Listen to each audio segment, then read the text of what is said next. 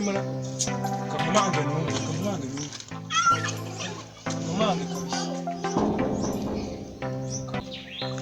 Jesus is Lord.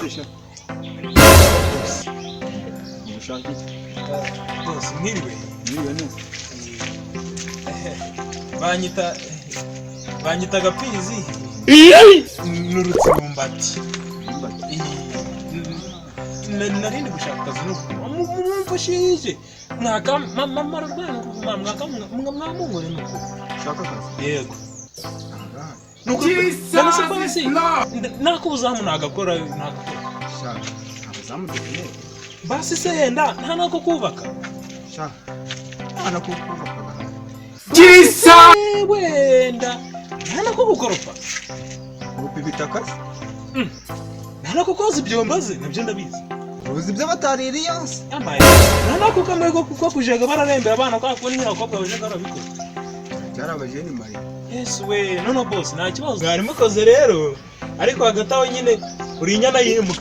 Abwenga abantu bo muri iki gihe mufite pe nta muco. We have this.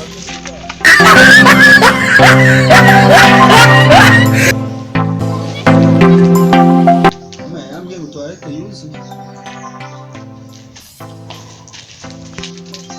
Ariko sha.